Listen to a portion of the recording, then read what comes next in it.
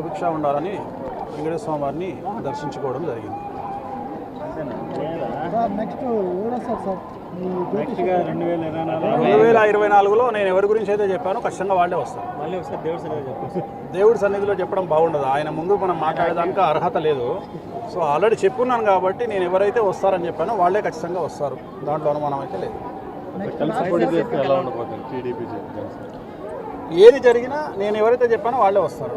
So అంటే ఇలా జరిగితే అలా జరిగితే అనేది ఉండదు. ఎవరు ఏది జరిగినా ఆన్సర్ ఒకటే, ఆన్సర్ ఫిక్స్ అయిపోయింది అంతే.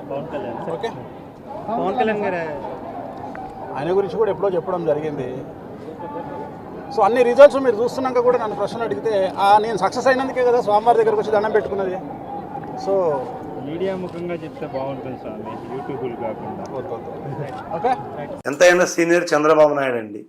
ఫస్ట్ ఆయన గురించి మాట్లాడుకుందాం. ఓకే, చంద్రబాబు నాయుడు జాత్యం ఈయన చిక్కడు దొరకడు చెప్తే నమ్మడు. తన మనసుకు నచ్చిన పని చేస్తాడు కానీ ఒకరు చెప్పిన పని అయితే చేయడండి. ఈయనకి గురు చెప్పిన విద్య లేదు, పెద్దలు చెప్పిన బుద్ధి లేదు. సొంత బుద్ధి, సొంత ఐడియా, సొంత నిర్ణయాలు, సొంత ఆలోచనలు, సొంత పనులతోటే సాధించారు ఆయన. చిన్నప్పటి నుంచి ఆయన తెలివి తేటలు, జ్ఞానం, బుద్ధి అంతు చిక్కని మనిషి. సామాన్యంగా ఒకరి లేక వాగుడుకాయ మాట ఆయన దగ్గర లేదు. ఏదైనా ఉంటే పేస్ట్గా ఉంటాడు. ఆయన ధైర్య సాహసాలు లోపల చాలా ఉంటాయి. చేయాలనుకున్న పనులు తన మనసులో పెట్టుకుంటే ఖచ్చితంగా చేసి తీరుతాడు. ఇప్పటికి 3 సార్లు అయిన సీఎం, ఇంకా కాబోయే సీఎం కూడా ఈయనండి.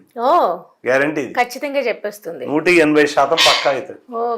ఈ రాశికి ఈయనకి వస్తది రాశి కరెక్ట్ గా మాత్రం కృత్తిగా నక్షత్రం 2వ పాదం రాక్షస గణం. ఈయనది వృషభ రాశి అవుతుంది. ఇప్పుడు 74 సంవత్సరాలు ఆయన పుట్టిన నక్షత్రం, ఆయన లెక్క. ఇప్పుడు వృషభ రాశికి ఆయన బలబలాలు బాగున్నాయి. ఏదో ఒక రౌండ్ గా మాత్రం ఆయన కవరప్ చేసుకునేది ఉంది. గెలిచే అవకాశాలు అయితే 180% కనిపిస్తుంది. బాబుకే ఉంది, గ్యారంటీగా అవుతుంది. వైఎస్ జగన్ చూడండి, ఈయన జన్మ జాతకరీత్యా చూడు మకర రాశి, మకర పట్టు ఎక్కువ ఉంటుందండి. ఈయనది తన పట్టే గెలవాలంటాడు. ఒకరి పెట్టు గెలవాలని పిచ్చేటోడు కాదు. మొండి మనిషి, జిద్దు మనిషి, తనదే గెలవాలంటాడు. ధైర్యం బాగుంది ఆయనకి. పలుకుబడి, మాట తీరు, మంచితనం, చెడుతనం 2 ఉన్నాయి. ఇప్పుడు ప్రజలకు ఇచ్చిన హామీ చేసిండా లేదనేది మనకు లెక్కన ఉన్నా కానీ ఏదో ఆయన లెక్కన మాత్రం ఆయన వచ్చే ఛాన్స్ లేదు. ఖచ్చితంగా లేదంటే ఈయన చేసిన నిర్ణయాలు, ఈయన చేసే పనులు, ఈయన లెక్కలు చూస్తే నేను వ్యతిరేకంగా మాట్లాడతలేదనండి. ఆయన ధర్మశాస్త్రాలు ఉండొచ్చు, వాళ్ళ తండ్రి ద్వారా వారసత్వం ద్వారా ఆయన ఉపయోగమైంది. కానీ బాబు ఉన్నంత మేధావి తత్వం ఈయనకి లేదు. అలా ఉంది ఈయన జాతకం. ఈయన మాత్రం అపజయం మాత్రం తప్పదు. గెలుస్తా అంటుండు కానీ ఇది కాదు. ఇది ముమ్మాటికి నిజం. చిలక జోష్యం అబద్ధం కాదు. నా ఈశ్వర మాట అబద్ధం కాదు. 3వది పవన్ కళ్యాణ్, కన్యరాశి. ఆవేశం ఎక్కువ, పని తక్కువ, ఆచరణ పెద్దది. తన ఆచరణతోటే పని చేస్తాడు, ఒకరి ఆచరణతోటి పని చేస్తాడు కాదు. కానీ మొండి వైఖరి, పట్టుదల చాలా గొప్పగానే ఉంది. కానీ ముందు ఛాన్స్ ఉంది కానీ ఇప్పుడైతే లేదు. ఏదో పొత్తు ద్వారా కలిసి అలా నడుస్తున్నంటే ఏదో తన కర్తవ్యం తను నిర్వహించాలి. ఇప్పుడు వయసు దిగుతుంది కాబట్టి కొంచెం నిమ్మలంగా డెవలప్ కావాలనేది ఆలోచన ఆయనకు ఉంది. కానీ ఒకరికి తీసేటోడు కాదు. ఆయన కోపం వస్తే మాత్రం ఎవరికి ఆగేటోడు కాదు. పవన్ కళ్యాణ్ కూడా మేధావి తత్వమే. ఈ ముగ్గురులో మాత్రం నెంబర్ 1 స్థానం అయితే బాగుదే ఉందండి. ఎందుకంటే గ్రహ బలాలు బాగున్నాయి, ఆయన తెలివి బాగుంది, జనరల్ నాలెడ్జ్ బాగుంది. ఈ సంవత్సరం గెలుస్తాడు. 2వ స్థానంలో మాత్రం సీట్లు ఈయనకు వస్తాయి. 3వ స్థానం సీట్లు పవన్ కళ్యాణ్కి వస్తాయి. ఓకే, ఫైనల్ గా మనకి సీఎం ఎలక్షన్స్ లో నిలిచేది బరిలో అయితే చంద్రబాబు నాయుడు గారు అనేది పక్కాగా తెలుస్తుంది చిలక జోస్యం ద్వారా. గ్రేట్. మరి అసెంబ్లీ ఎన్నికల్లో ఎలా ఉన్నాయో ఒకసారి చూద్దాం. అసెంబ్లీ ఎన్నికల్లో చాలా మంచిగా ఉన్నదమ్మా. కొన్ని గొడవలు కిరికిరులు వచ్చినా అది తారాస్థాయి చేరవు. నిమ్మలంగానే జరుగుతాయి. శాంతియుతంతో జరిగి గెలిచే అవకాశాలు కనిపిస్తుంది.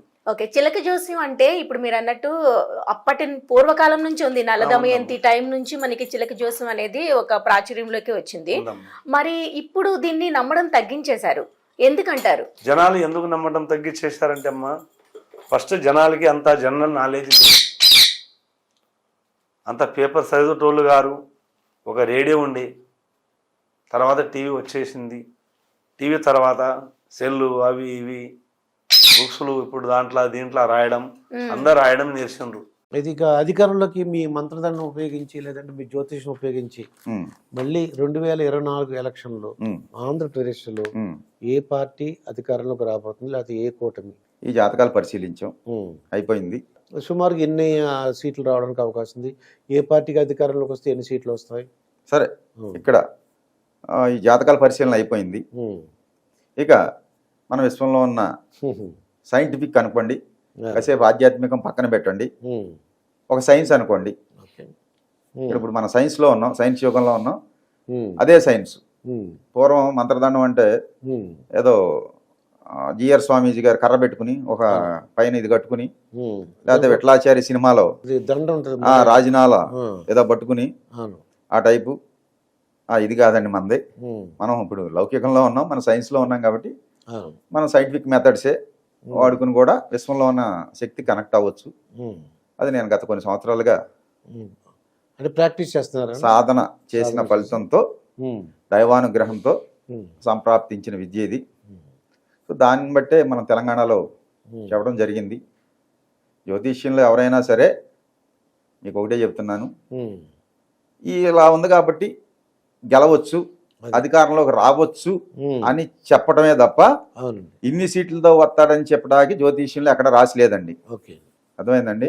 మా సిద్ధాంతులు ఎవరు చెప్పినా ఇక్కడ నేను పూనకం వచ్చినట్టు ఊగి మీ ముందు ఒక డాన్స్ వేసి ఒక డ్రామా వేసి నాకు అమ్మవారు ఆవహించింది, లేకపోతే యేసుప్రభు ఆవహించాడు, లేకపోతే అక్కడ ఎవరో ఆయన ఖురాన్ లో ఉన్న అల్లా వచ్చాడు నా ఒంటి మీదకి, లేకపోతే ఇంకొకటి వచ్చానని ఒక డ్రామాలు వేసి చెప్పి ఇదంతా ట్రాషు. ఇదంతా కూడా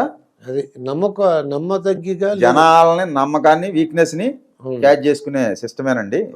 ఇది అసలు చెప్పడానికి ఈ పూనకాలు ఒకటాలు ఏమీ చెప్పక్కర్లేదు. భగవంతుడు మీలో ఉన్నాడు, నాలో ఉన్నాడు, చరాచర విశ్వం అంతా కూడా వ్యాపించున్నాడు, అన్ని జీవరాశుల్లో ఉన్నారు. సమస్త జీవరాశుల్లో నేను లేని ప్లేస్ అంటూ లేదు, నేను లేని అణువే లేదు అన్నాడండి. అణువు నుంచి బ్రహ్మాండం వరకు కూడా నేనే వ్యాపించున్నానని చెప్పి భగవంతుడు చెప్పాడు. సో అసలు భగవంతుడు లేని ప్లేస్ లేదు. కనుక ఇక్కడ భగవంతుడితో మాట్లాడాలంటే పూనకాలు రావక్కర్లేదు, ఓగక్కర్లేదు, ఈ యాక్షన్లు అంతకన్నా చేయక్కర్లేదు. ఎవరన్నా అలా చేసి నేను ఊగి అమ్మతో మాట్లాడుతున్నాను, నాన్న అమ్మ చెప్పింది అంటే అది పచ్చి మోసం. అర్థమైందండి? మీ పద్ధతి ఉపయోగించి చెప్పండి సార్. అది ఇక్కడ మీకు ఇంకో విషయం చెప్తున్నా అండి. ఒక డిసెంబర్ 20వ తారీఖున ఒక పెద్ద ఆయన రాజ్యసభ సభ్యులు ఆయన్ని కలుతాకి మేము వెళ్ళాం మామూలుగా. అది ఎవరు? తెలంగాణ రాజ్యసభ సభ్యులు హెటెరోడాక్స్ చైర్మన్ భారతసారెడ్డి గారిని. జనరల్గా వెళ్తే ఆయన కలవకపోతే ఏంటమ్మా అన్నాడు, మా ప్రగడారం అంటే ప్రగడారం అని మోహన్ రెడ్డిని కలువు అన్నాడు. కాదండి అంటే లోనాడు ఉన్నాడు కదా వాడిని కలువు అన్నారు.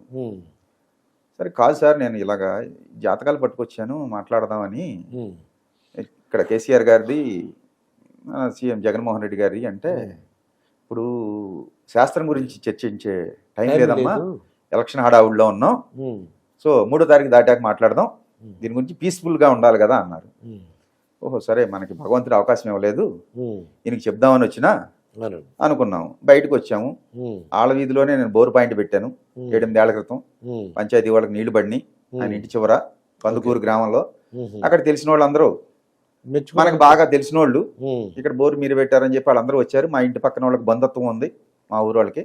వాళ్ళకి వచ్చి మాట్లాడి ఏంటి అన్నారు, రేపు ఇక్కడ రాబోయేది 63 సీట్లతో కాంగ్రెస్ గవర్నమెంట్, ఇక్కడ మీ మట్టా రాగమయ్యి కాంగ్రెస్ సత్తుపిల్ల అభ్యర్థి గెలుస్తుంది,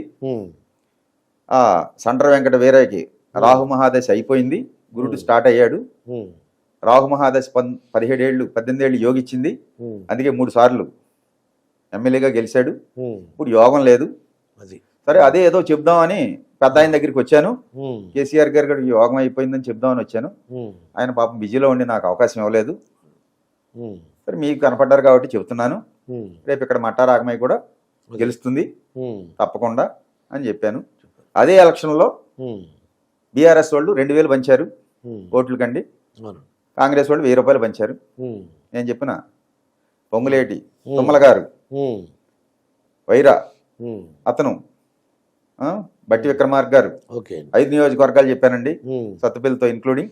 ఉమ్, అందరూ మనం చెప్పిన మెజారిటీలకి తగ్గకుండా గెలిచారు. అది మనం చెప్పింది జరిగింది. ఉమ్, అది కూడా కొన్ని ఛానల్స్కి అప్పుడు ఇచ్చాను నేను. ఓకే సో ఇలాగా యోగం అనేది మానవుణ్ణి ఉమ్, టైం లేనప్పుడు ఎన్నీదండి.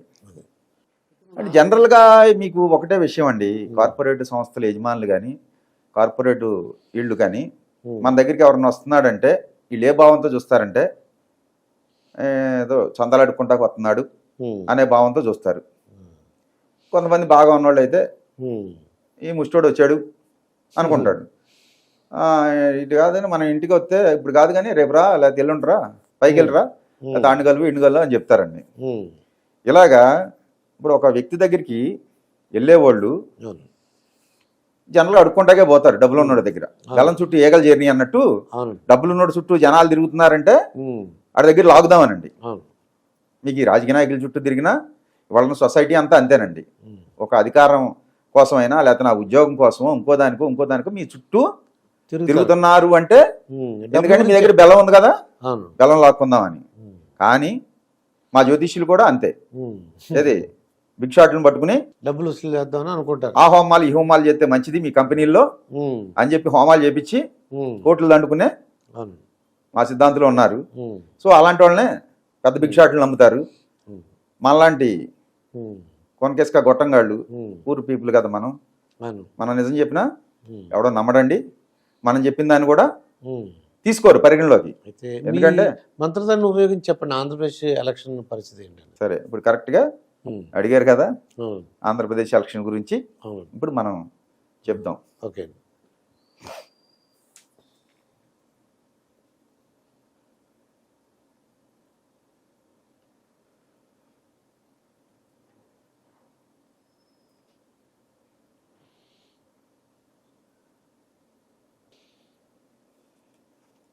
ఉమ్, ఆంధ్రాలో అధికారంలోకి వస్తే చంద్రబాబు గారు రానివ్వండి, ఉమ్, పవన్ కళ్యాణ్ గారు రానివ్వండి, ఉమ్, ఎవరు వచ్చినా 117 ఎమ్మెల్యే సీట్లతో ఉమ్.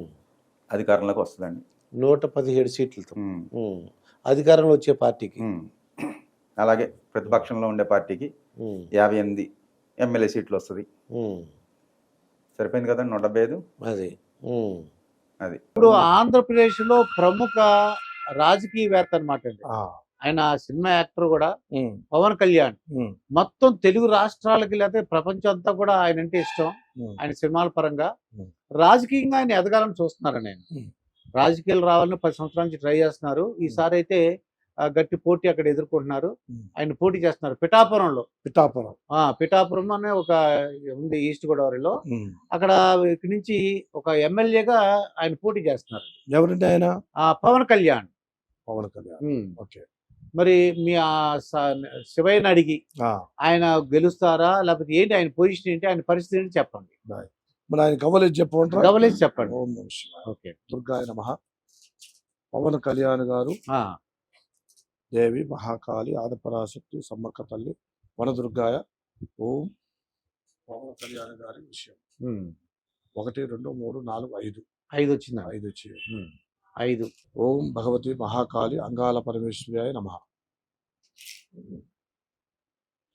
3 వచ్చినాయి. 3 వచ్చింది. 5 + 3. ఓం భగవతి దుర్గాయ నమః. ఓం నమః శివాయ అంగాల పరమేశ్వరాయ నమః. ఇప్పుడు 4. అయితే పవన్ కళ్యాణ్ గారు ఆయన జాతకం, ఆయన యోగము బాగుంది. జాతకం బాగుంది, ఆయన యోగం బాగుంది. రెండో విషయం ఏంటంటే భగవంతుడు 5 మంది మన ఇంట్లో పుట్టారనుకోండి, అన్నదమ్ములైనా 3 4 10 మంది అయినా పుట్టినా అందరూ జాతకులు కారు కదా. అవునండి. దాంట్లో ఎవరైనా ఒకరు ఉంటారు. అలాగనే కొంతమంది ఆ కుటుంబం నుంచి కొంతమంది వచ్చారు. వచ్చి చూశారు ప్రజాంతి ఏంటి చూశారు. కొంతమంది ఇక సార్లే మన ఈ సినిమా ఫీల్డ్లోనే సరిపోయింది కదా అని అనుకొని ఆగిపోయారు. ఇప్పుడు మన పవన్ కళ్యాణ్ గారు హిందీలో అంటారు పవన్ కుమార్ అంటే ఎవరు? ఆంజనేయుడు. అవును. ఓ పవన్. ఓకే. అలా అంటారా ఆ. పవనుడు. పవన్ కుమార్ అంటే ఉమ్, ఆంజనేయ పేరు ఇస్తారు అవును ఆ నార్త్ ఇండియాలో. అవును. అలాగనే ఈయన కూడా ఆంజనేయ లెక్క తిరుగుతూనే ఉన్నాడు. ఉమ్, ఒక స్థానం వదిలిపెట్టుకోకుండా తిరుగుతూనే ఉండు, కష్టపడుతూనే ఉండు, మంచి వాళ్ళని చూస్తూనే ఉండు, చెడ్డ వాళ్ళని చూస్తూనే ఉండు, కష్టం సుఖం. ఉమ్, ఎందుకంటే ఆయన ఆ బతకొచ్చు సినిమాలో. అవును ఆ భోజనం సరిపోయింది, అవును ఆయనకు వచ్చే డబ్బులే సరిపోయాయి. అవును. కానీ ఆయన మనసులో ఒక కోరిక. ఇప్పుడు ఎంతో మంది ఉన్నాడు, ఇప్పుడు కోట్లాది పదులు కొన్ని $1,000,000 సంపాదించిన వాళ్ళు ఎంతో మంది ఉన్నారు. అవునండి. సంపాదించిన వాళ్ళు కూడా అలాంటి ఆలోచన కొంతమందికి రాదు. ఉమ్, ఎందుకు రాదంటే ఇప్పుడు ఉన్న బిజినెస్ లో మెయింటైన్ చేయలేకపోతున్నాం, అవును. ఇక ఈ బిజినెస్ లో మనం కరెక్ట్గా ఉంటుంది కదా ఆ, అని అనుకుని కొంతమంది వెనక్కిపోతారు. కానీ ఈయన అలా కాదు. ఈయన ఏం చేశాడంటే ప్రజల్లో వెళ్ళిపోతాం ఉమ్, అనుకొని ఫస్ట్ పంచభూతాలు అవును. ఫస్ట్ 5 పడ్డాయి, ఆ తర్వాత 3, ఆ తర్వాత 4. ఉమ్, అట్లక ఈ 4, 3 ఎన్నండి 5, 3, 8, 12 అయిందండి. 12 ఆ, అంతే కదా. ఆ. ఆ 12కు పట్టకారించి ఆయన చేసే పనిని ఉమ్, భగవంతుడు కూడా సపోర్ట్ చేస్తాడు. ఓకే. ఇంతకు ముందు ఒకసారి 2 సార్లు ఉమ్, సలబడిపోయింది, అవునండి. అవును. ఒకసారి 2 సార్లు. ఆ, కానీ పడ్డ కష్టము భగవంతుడు కింద పడ్డోడంతా ఉమ్, చెడోడు కాదు. ఓకే.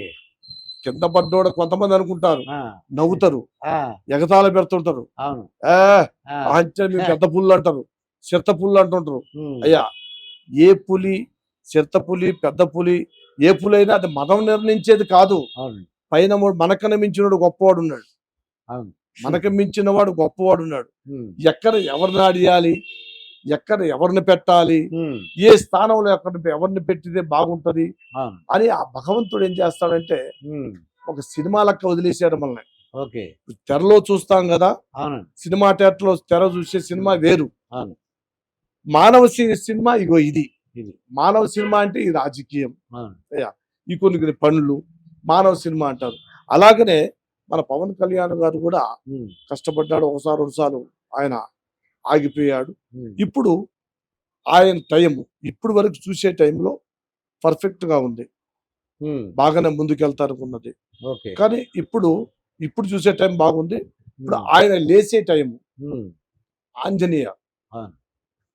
ఎప్పుడు ఆయన బయటికి వెళ్తాడో ఉమ్, ఆంజనేయ పవన్ కుమార్ ఉమ్, పవన్ పుత్ర హనుమాన్జీకి ఉమ్, ఆయన నమస్కరించి ఆయన వెళితే భగవంతుడు కొంచెం సపోర్ట్ చేస్తాడండి.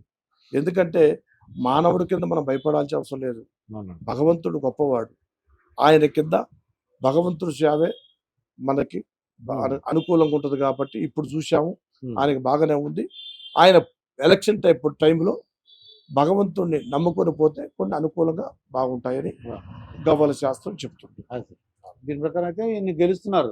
అంటే ఇప్పుడు వరకు కరెక్టే, కరెక్ట్ గా ఉన్నారు. ఇప్పుడు కరెక్ట్ ఉంది. ఉమ్, ఆ టైంలో గ్రహాలు ఆయన సపోర్ట్ చేసి ఆ, ఆ భగవంతుడు కూడా సపోర్ట్ చేస్తే అనుకూలంగా ఉంటుంది. అనుకూలంగా ఉంటుంది. ఇదండి పవన్ కళ్యాణ్ గారు ఇక్కడ పిఠాపురంలోంచి ఆయన పరిస్థితి ఏంటి, ఆయనకి అనుకూలంగా ఉందని ప్రస్తుతానికి అని చెప్పారు. తప్పకుండా ఆయన గెలవడానికి అవకాశం ఉందని చెప్తున్నారండి. సుభిక్ష ఉండాలని వెంకటేశ్వర స్వామి వారిని దర్శించుకోవడం జరిగింది. నెక్స్ట్ గా 2024 2024లో నేను ఎవరి గురించి అయితే చెప్పానో ఖచ్చితంగా వాళ్ళే వస్తారు. మళ్ళీ ఒకసారి దేవుడి సన్నిధిలో చెప్పండి. దేవుడి సన్నిధిలో చెప్పడం బాగుండదు, ఆయన ముందు మనం మాట్లాడేదానికి అర్హత లేదు. సో ఆల్రెడీ చెప్పున్నాను కాబట్టి నేను ఎవరైతే వస్తారని చెప్పానో వాళ్ళే ఖచ్చితంగా వస్తారు, దాంట్లో అనుమానం అయితే లేదు. కలిసి పోటీ చేస్తే ఎలా ఉండబోతుంది టీడీపీ జనసేన? ఏది జరిగినా నేను ఎవరైతే చెప్పానో వాళ్ళే వస్తారు. సో అంటే ఇలా జరిగితే అలా జరిగితే అనేది ఉండదు, ఎవరు ఏది జరిగినా ఆన్సర్ ఒకటే, ఆన్సర్ ఫిక్స్ అయిపోయింది అంతే. పవన్ కళ్యాణ్ ఓకే, పవన్ కళ్యాణ్ గారు ఆయన గురించి కూడా ఎప్పుడో చెప్పడం జరిగింది. సో అన్ని రిజల్ట్స్ మీరు చూస్తున్నాక కూడా నన్ను ప్రశ్నలు అడిగితే నేను సక్సెస్ అయినందుకే కదా స్వామివారి దగ్గరకు వచ్చి దండం పెట్టుకున్నది. సో మీడియా ముఖంగా చెప్తే బాగుంటుంది స్వామి, యూట్యూబ్లు కాకుండా. ఓకే, పవన్ కళ్యాణ్ గారు మీ దగ్గరికి వచ్చి స్వామీజీ నేను సీఎం అవ్వాలి, లేదంటే ఈ జనసేన పార్టీ టీడీపీ కలయిక బాగుండాలి, ఏమైనా సలహా ఇవ్వమని అడిగారు అనుకోండి, నేను ఊహిస్తున్నాను మీ దగ్గరికి వచ్చి అంటే ఏం చెప్తామని. అంటే చిరంజీవి గారు అన్నారు కాబట్టి, అంటే మీకు రాజకీయాల అతీతులు మనం ఏం కోరుకుంటామంటే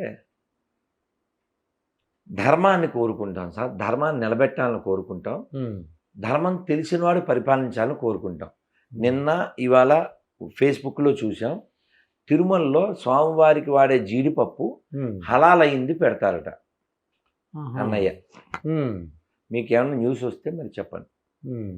ముస్లింలు కాంటాక్ట్ అండి సార్. ఓకే.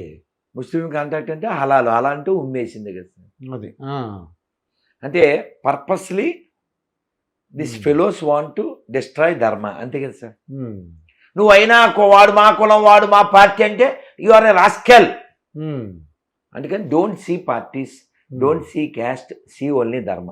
అది చాలా దరిద్రమైన విషయం ఏంటంటే, పాలకొల్లు దగ్గర కాలవలో జాలర్లకి అమ్మవారి విగ్రహం దొరికింది.